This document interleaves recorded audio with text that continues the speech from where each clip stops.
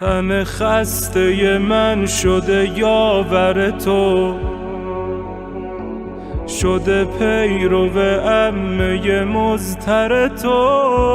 السلام علیکم ناظرین محترم، پہلے لیکچر میں آپ کی خدمت میں بیان کیا کہ انسان کے وجود میں جو گناہ کے اسباب ہیں وہ 3 ہیں۔ سب سے پہلا آپ کی خدمت میں عرض کیا کہ وہ تھا نفسانی خواہشات۔ آج دوسرا بیان کرنا ہے اور وہ ہے انسان کا دل۔ اور یہ جو لفظ قلب ہے عربی کا لفظ ہے اور قرآن مجید میں یہ 132 مرتبہ استعمال ہوا ہے۔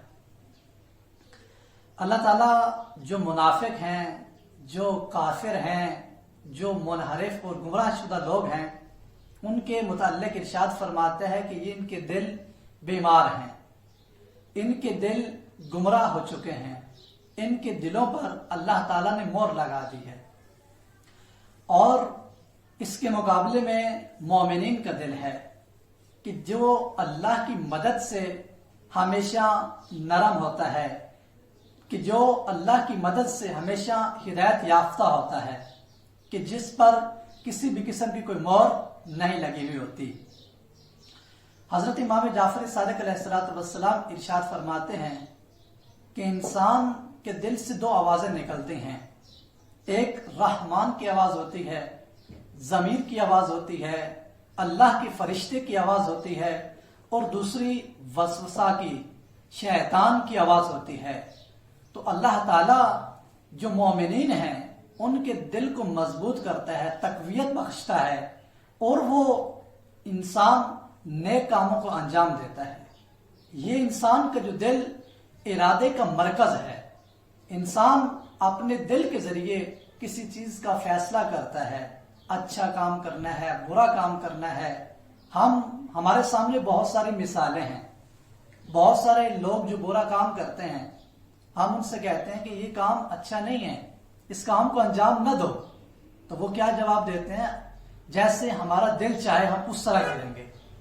اسی طرح جو مومنین ہیں، جب ان سے سوال کرتے ہیں کہ آپ اچھے کاموں کو انجام دیتے ہیں، اس کی کیا وجہ ہے، تو وہ کہتے ہیں کہ ہمارا دل مطمئن ہی اسی چیز میں ہوتا ہے کہ ہم اللہ کی اطاعت اور بندگی کریں۔ اور حضرت محمد مصطفیٰ صلی اللہ علیہ وسلم بھی ارشاد فرماتے ہیں کہ ایک مومن کی جو نیت ہے وہ اس کے عمل سے بہتر ہے، اور جو کافر ہے اس کی نیت اس کے عمل سے بدتر ہے۔ اس لیے کہ جتنے بھی نیکی کے کام انجام دینے ہوتے ہیں وہ انسان کسی دل کی نیت کی بنا پر انجام دیتا ہے، اور جتنے بھی برے کام کافر نے انجام دینے ہوتے ہیں اس کا جو مرکز ہے اور جو اس کا محور ہے وہ اس کا دل ہے۔ اس وجہ سے اس کی نیت کو اس کے عمل سے بدتر قرار دیا گیا۔ اور اسی طرح حضرت امام جعفر صادق علیہ السلام ارشاد فرماتے ہیں کہ یہ جو گناہگار لوگ یا کافر لوگ جو ہمیشہ جہنم میں رہیں گے، اس کی وجہ یہ ہے کہ اگر وہ اس دنیا میں ہمیشہ کے لیے ان کو زندہ رکھا جائے تو وہ جس طرح سے برے کام انجام دے رہے تھے، اسی طرح ان کا ارادہ ہے، ان کی یہ نیت ہے کہ جب تک وہ زندہ رہیں گے برے کاموں کو انجام دیتے رہیں گے۔ اسی لیے اللہ تعالیٰ ان کو ہمیشہ جہنم میں رکھے گا۔ اور جو مومنین ہیں کہ جو جب تک زندہ تھے اللہ کی اطاعت کرتے رہے، اور ان کا یہ ارادہ ہوتا ہے، ان کی یہ نیت ہوتی ہے کہ وہ جب تک زندہ رہیں گے اپنی زندگی اللہ کی اطاعت میں بسر کریں گے۔ اور اسی طرح یہ جو انسان کا دل گناہ کی طرف مائل ہوتا ہے یا نیک کاموں کی طرف رغبت پیدا کرتا ہے اس کا دل، ایک اس کا جو عوامل ہے اس کی وضاحت ہم آگے بیان کریں گے، غذا ہے، انسان کی خوراک ہے۔ اگر انسان حلال خوراک کھاتا ہے تو اس کی توفیق اللہ تعالیٰ اس کو یہ دیتا ہے کہ وہ ہمیشہ اچھے کاموں کو انجام دیتا ہے۔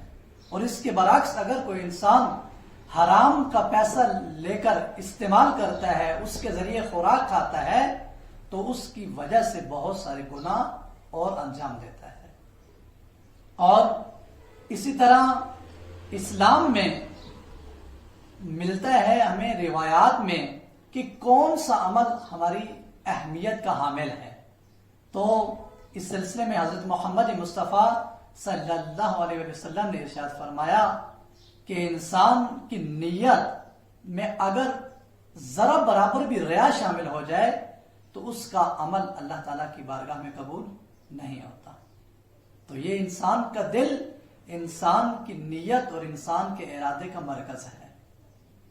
ہمیں چاہیے کہ ہم ہمیشہ اپنے دل میں اللہ تعالیٰ کی جو محبت ہے وہ پیدا رکھیں، اور اسی طرح یہ کوشش کریں کہ ہر کام کرنے سے پہلے غور و فکر کریں کہ آیا یہ کام مسلسل اور صد در صد ہم اللہ کے لیے انجام دے رہے ہیں یا آیا ہم کسی شخص کو دکھانے کے لیے انجام دے رہے ہیں. تو اگر اس میں ذرا برابر بھی کوئی ریا ہوگی تو یہ ہمارا عمل قابل قبول نہیں ہوگا. کوشش کریں ہمیشہ اپنی نیت کو خالص رکھیں تاکہ اللہ تعالیٰ ہماری تمام عبادات اور تمام کام اپنی بارگاہ میں قبول فرمائے. اور اس سلسلے میں جو آخری اور تیسرا عامل ہے کہ جو انسان کو گناہ کرنے پر آمادہ کرتا ہے وہ انسان کی فکر ہے کہ جس کا تعلق انسان کے دماغ اور عقل سے ہے. امام علی علیہ الصلوۃ والسلام ارشاد فرماتے ہیں کہ جو انسان گناہ کے بارے میں زیادہ سوچتا ہے پھر وہ اس چیز کا سبب بنتا ہے کہ وہ اس گناہ کی طرف مائل ہو جاتا ہے، اس گناہ کو انجام دینے کا وہ سبب بنتا ہے. اور حضرت عیسیٰ علیہ السلام نے اپنے حواریوں سے خطاب کرتے ہوئے کہا کہ میں تمہیں اس بات کا حکم دیتا ہوں کہ تم زنا کرنے کی فکر بھی نہ کرنا، کیونکہ اگر تم نے گناہ کرنے کی فکر اپنے اندر پیدا کی تو اس کی مثال ایسی ہے کہ ایک انسان ایک خوبصورت کمرے میں بیٹھا ہوا ہو کہ جو بہت رنگین ہو لیکن وہ اس کمرے میں آگ کو جلا دے، تو وہ آگ جو جلائے گا اس کا دھواں اس کے خوبصورت کمرے کو خراب کر دے گا. تو ایک انسان جب گناہ کی فکر کرتا ہے تو اللہ تعالیٰ نے جو اس کو ایک خوبصورت اور پاک پاکیزہ دل دیا ہے وہ اس کا دل آلودہ اور فاسد ہو جاتا ہے. تو یہ ہمیشہ کوشش کریں کہ اپنی روح اور اپنی فکر کو بھی پاکیزہ رکھیں. السلام علیکم ورحمۃ اللہ وبرکاتہ.